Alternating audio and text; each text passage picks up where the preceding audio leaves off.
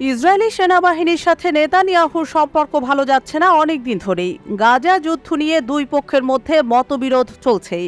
কিছুদিন আগে ইসরায়েলের প্রধানমন্ত্রী বেনিয়ামিন নেতানিয়াহু ইসরায়েলি সামরিক বাহিনীকে দোষারোপ করে বলেন, কয়েক মাসের মধ্যেও পণবন্দি চুক্তি না হওয়ার কারণ হলো সামরিক বাহিনী জোরালো চাপ সৃষ্টি করতে পারেনি।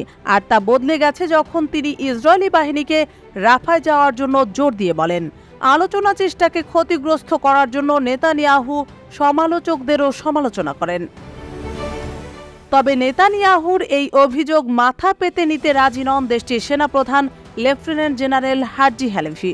নেতানিয়াহুর সমালোচনার জবাব দিয়ে হার্জি হালেভি বলেছেন, হামাস যাতে পণবন্দি মুক্তির জন্য চুক্তিতে সই করে সেজন্য তারা সর্বাত্মক চাপ সৃষ্টি করেছেন।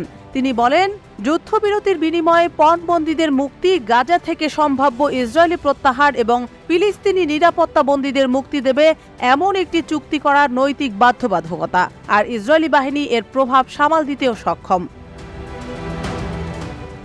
গত রবিবার মধ্য ইসরায়েলের পালমাচিম বিমান ঘাঁটিতে সংবাদ সম্মেলনে তিনি এসব কথা বলেন।